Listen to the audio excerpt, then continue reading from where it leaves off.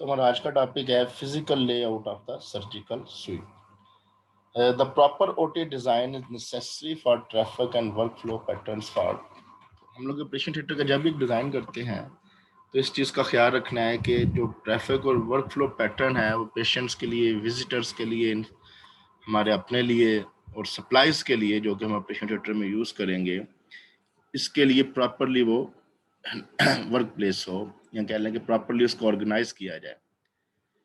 अच्छा, operation theatre जब भी हम लोग बनाते हैं तो उसमें फ्लेक्सिबिलिटी रखनी चाहिए ताकि उसको फ्यूचर में हम अगर एक्सपैंड करना चाहते हैं तो उसको एक्सपैंड कर सकें। हम ऐसी जगह उसके साथ जो है ना वो रखेंगे कि अगर हम कल इसको, अगर आज हमारे पास उतनी फैसिलिटीज़ नहीं है, उतनी हमारे पास आज कॉस्ट नहीं है उसको बनाने के लिए, तो कल को अगर हम, हमारे पास गवर्नमेंट हमें प्रोवाइड करती है, रकम प्रोवाइड करती है, तो हम लोग उसको जो है ना वो एक्सपेंड कर सकें। तो ये चीज़ जो है ना वो हमारे माइंड में, जब भी हम लोग एक ऑपरेशन थिएटर को लेआउट को बनाएं, तब भी हम उसको डिज़ाइन करें, तो ये चीज़ हमारे माइंड में होनी चाहिए। वेरिएंट कोहन के मुताबिक जो सर्जिकल सुइट्स हैं उनको अगर हम 4 बेसिक डिज़ाइन जो है ना वो दे सकते हैं जो कि सुटेबल हैं हमारे ऑपरेशन थिएटर्स के लिए। तो सबसे पहला डिज़ाइन है उसे हम लोग कहेंगे सेंट्रल कॉरिडोर और होटल प्लान, जिसमें आप होटल में देखते हैं कि साइडों पे रूम्स होते हैं और सेंटर में एक कॉरिडोर होता है। इसको सेंट्रल कॉरिडोर और होटल प्लान कहते हैं। ठीक है, अगर आप इसी डिज़ाइन को थोड़ा सा एक्सपैंड करें तो वो दूसरा डिज़ाइन आ जाता है जिसमें सेंट्रल कोर या clean core plan with peripheral corridor, यानी कि एक सेंट्रल कॉरिडोर और इसके साइडों पर भी एक कॉरिडोर जो है जहाँ पे हम सप्लाईज वगैरह की मूवमेंट्स जो है ना वो कर सकें। ठीक है, तीसरा प्लान में ये है कि हम ऊपर वाले दोनों प्लान्स को इकट्ठा कर लेंगे, जिसमें हम लोग combination central core and peripheral corridor and race track plan, एक रेस ट्रैक प्लान अभी पिक्चर में आपको दिखाऊंगा कि ये क्या होता है, ये भी हम इसमें ऐड कर लेंगे। और चौथा में सालों को इकट्ठा कर लेंगे, ग्रुपिंग है, क्लस्टर प्लान है। उसमें यह है कि हम लोग जो फर्स्ट 2 वाले हैं इस तरह के कुछ 3-4 और एक ही जगह पे मैनेज करके उनको एक पेरिफेरल कॉरिडोर, सेंट्रल कॉरिडोर दे के हम उसको ग्रुप कर सकते हैं, क्लस्टर कर सकते हैं, इकट्ठा कर सकते हैं। ठीक है, तो मैं भी पिक्चर में आपको वो सारे के सारे डिज़ाइन दिखाऊंगा। उसके बाद आप लोगों का एक कह लें कि एक होमवर्क होगा, ये विद इन अ वीक आप लोगों ने मुझे एक अपने हाथ से बनाया हुआ एक बुक के ऊपर प्रैक्टिकल पेज ले लेना, या जो प्रैक्टिकल नोटबुक, या वैसे भी एक जो वाइट पेज है उसके ऊपर आपने लेड पेंसिल से जो है ना उसको डिज़ाइन तैयार करके मुझे 1-2 वीक के अंदर ये सेंड करना है। आप अपने इर्द गिर्द का कोई डिज़ाइन देख सकते हैं जहाँ पे आपने काम किया है या कोई भी हो। तो सबसे पहले ये जो डिज़ाइन है ये सेंट्रल कॉरिडोर और होटल स्टाइल है। इसमें आप देख सकते हैं कि सेंटर में एक कॉरिडोर बना हुआ है। ठीक है, अब सेंट्रल कॉरिडोर, इसमें आपको पेरिफेरल कॉरिडोर यहाँ पे उसने नहीं दिखाया गया, जस्ट एक सेंट्रल कॉरिडोर है।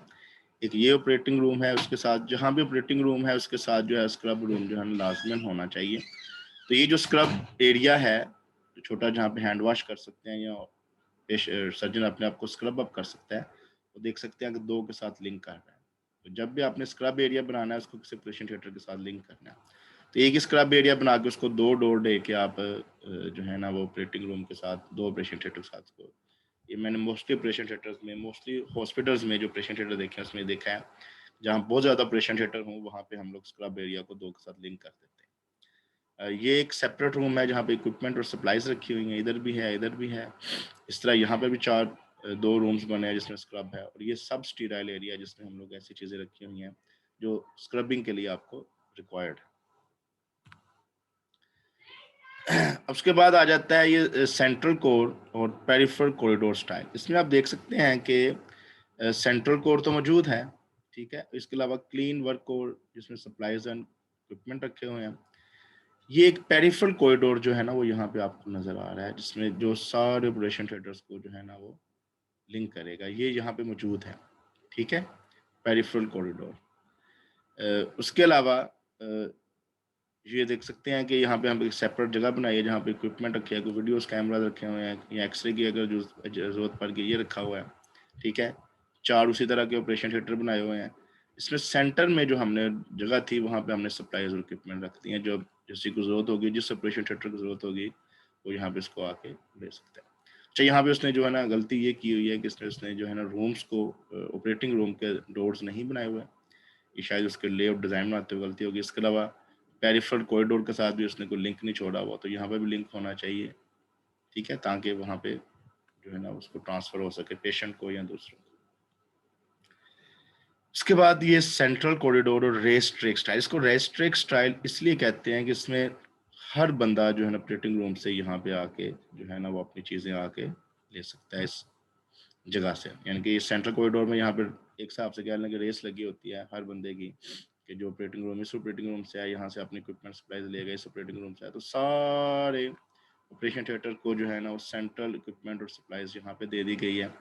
आपने जो पहला स्टाइल देखा उसमें देखा था कि इन ऑपरेटिंग रूम्स के लिए अलहदा इक्विपमेंट और सप्लाईज थी, इन ऑपरेटिंग रूम्स के लिए अलग इक्विपमेंट सप्लाईज थी। लेकिन यहाँ पे क्या आ रहा है कि यहाँ पे इक्विपमेंट और सप्लाईज सारे ऑपरेशन थिएटर के लिए कॉमन कर दी, इसलिए इसको रेस ट्रैक जो है ना वो स्टाइल कह दिया गया। जहाँ पे क्या लेंगे सबकी रेस लगी हुई है कोई भी सप्लाईज के लिए, इक्विपमेंट के लिए। तो ये बहुत बड़ा एरिया बना के सेंटर में जहाँ पे हर किस्म का इक्विपमेंट और सप्लाईज मौजूद हैं, वो सारे के सारे ऑपरेशन थिएटर वेटिंग रूम जो है ना वहाँ से आके हासिल कर सके। उसके बाद ये ग्रुप स्टाइल है, क्लस्टर कॉम्बिनेशन है, जिसमें आप देख सकते हैं कि मुख्तलिफ किस्म के ये एक जैसे ये एक डिज़ाइन किया गया है और एक ये डिज़ाइन किया गया चार्ट ऑपरेशन थिएटर का। इन सब का ये सप्लाईज इक्विपमेंट एरिया अपना है, ये कॉरिडोर जो है सेंट्रल है। फिर इन दोनों चारों ऑपरेशन थिएटर ये वाले और चारों ऑपरेशन थिएटर दे के हमने एक पेरिफेरल कॉरिडोर दे के सबको आपस में ज्वाइन करते हैं। मतलब ये है कि ये पहले एक छोटा ऑपरेशन थिएटर था, अब ये एक बहुत बड़ा कहने के ऑपरेशन थिएटर जो है ना वो नज़र आ रहा है हमको, जिसमें हमने हर तरह के एक पेरिफेरल कॉरिडोर दे के जस्ट सारे ऑपरेशन थिएटर को जो है ना आपस में अटैच कर दिया, ठीक है। अब इन सारे ऑपरेशन थिएटर के लिए हम लोग एक जो है ना ऑफिस रूम भी रख सकते हैं, सर्जन ऑफिस भी रख सकते हैं।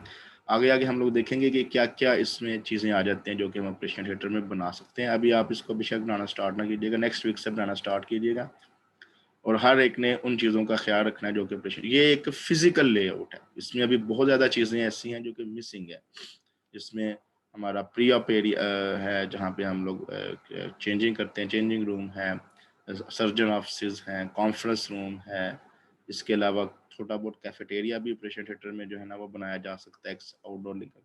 तो ये सारी चीज़ें अभी हमने जो है ना वो डिस्कस करनी है, तो उन सब चीज़ों को मद्देनजर रख के फिर आपने एक डिज़ाइन करके जो है ना मुझे सेंड करना।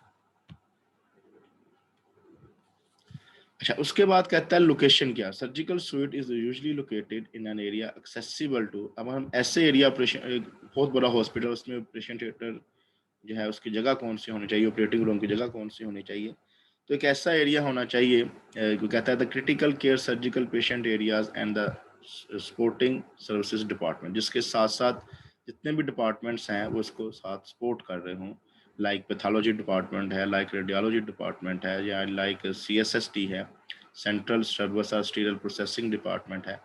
तो ये सारे डिपार्टमेंट जो है ना इसको लिंक करने चाहिए ताकि इजीली जो है ना इनके साथ एक्सेस हो सके ऑपरेशन थिएटर की। A terminal location is necessary to prevent unrelated traffic from passing through the suite। अगर आप बिल्कुल एक साइड पे ऑपरेशन थिएटर को बना दें तो वो कहता है ये भी ज़रूरी है, ताकि आप जो एक फजूल सी ट्रैफिक है, जो लोग वहाँ पे ऐसे चहलकदमी करते हुए आ जाते हैं, उससे आप बच सकते हैं।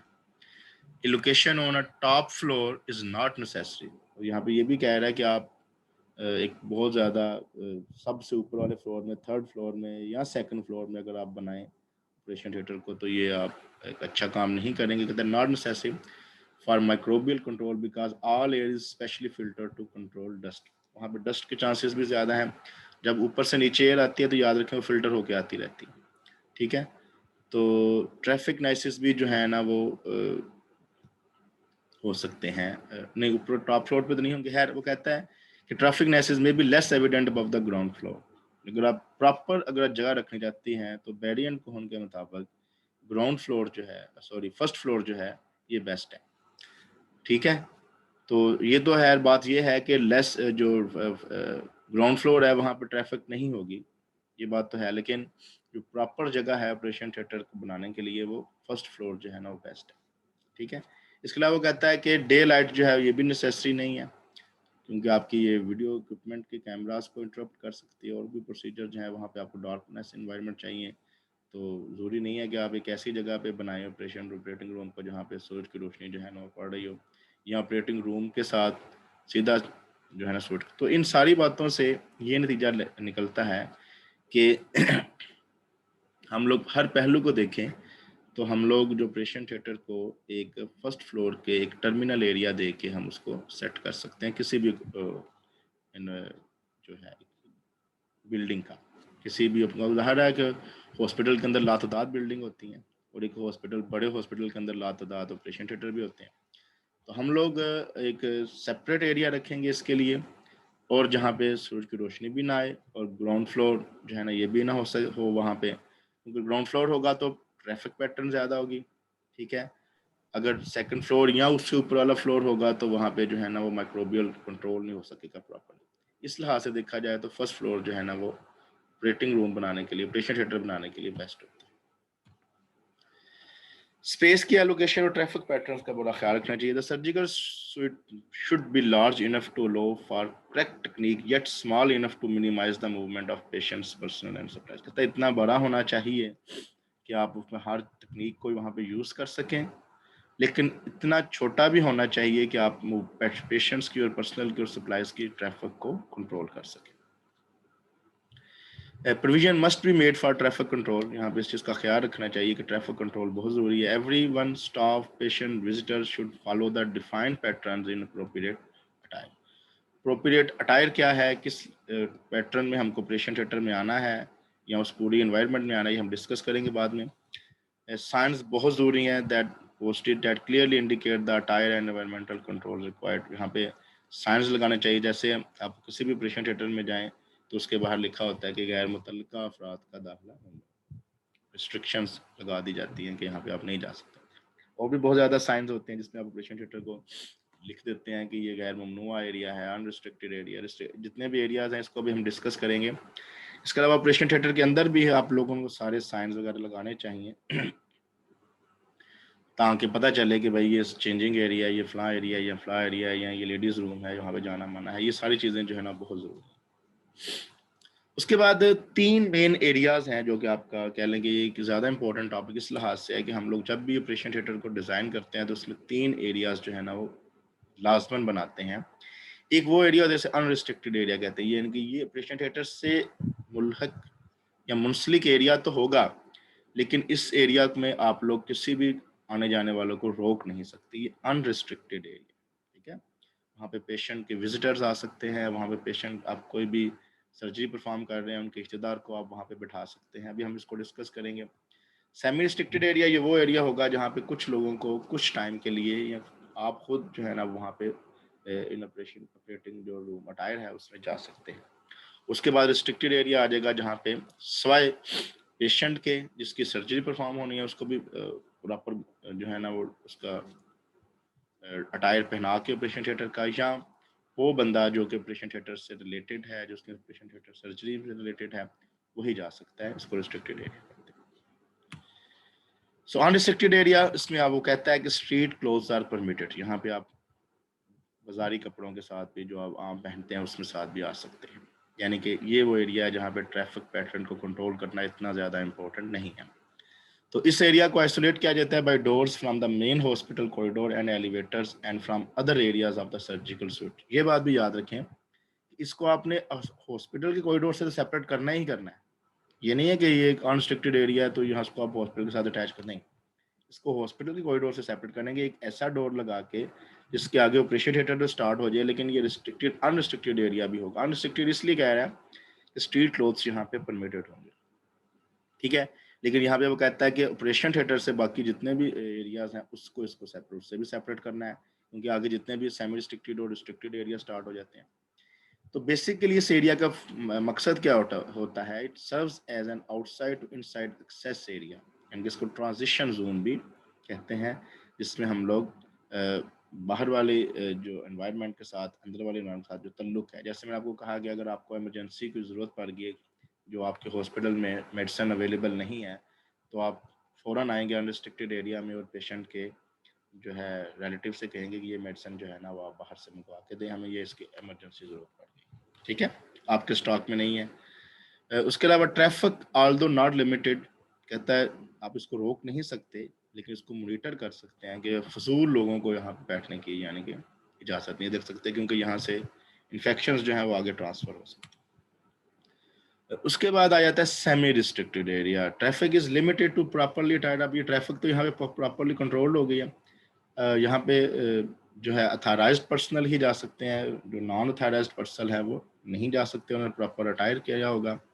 यहाँ पे क्या हो सकता है, scrub suits and head coverings are required. यहाँ पे आपने रखी होनी है, कैप्स रखी होनी है, मास्क रखे होने हैं, आपने गाउनिंग यहाँ पे रखी होनी है। अगर आपने किसी को टेम्परेरी अंदर लेके जाना है तो उसको ये सेमी रिस्ट्रिक्टेड एरिया में जो वो वहाँ पे चेंजिंग करवाई जा सके। और ये सेमी रिस्ट्रिक्टेड एरिया ही होगा जहाँ पे लेडीज़ का अलहदा, मेल और फीमेल दोनों का अलहदा जो है ना वो चेंजिंग एरिया बना होगा। काफ़ी बड़ा होता है। हर जो चेंजिंग, जो बड़े हॉस्पिटल में क्या होता है कि इनके चेंजिंग एरिया के अंदर भी फर्दर 15-20 जो है ना वो कैबिन्स होते हैं जहाँ पे वो प्रॉपरली अपने आप को, अपने अटायर को चेंज कर सकते हैं।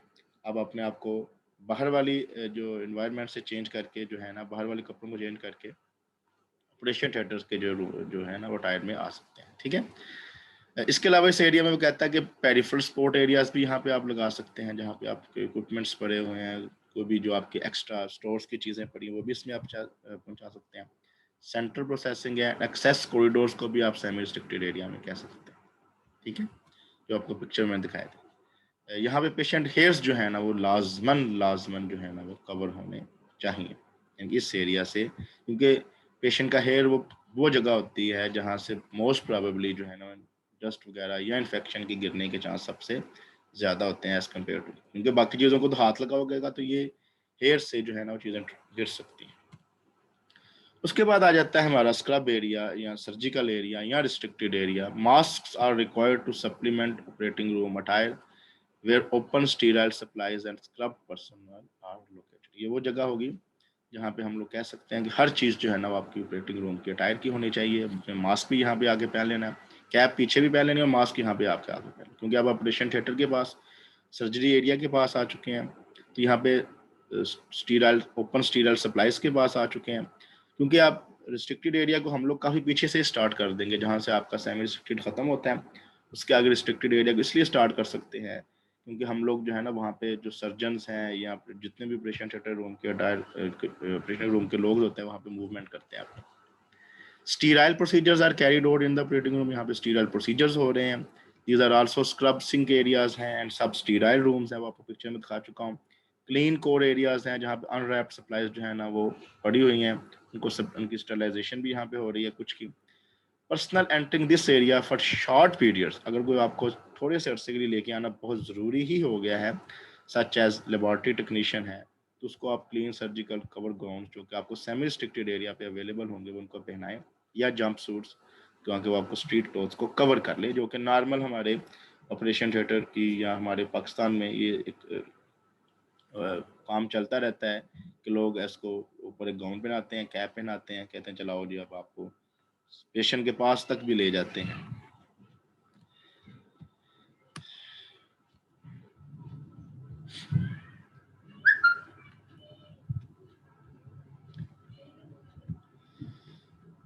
चलिए आज का हमारा टॉपिक एंड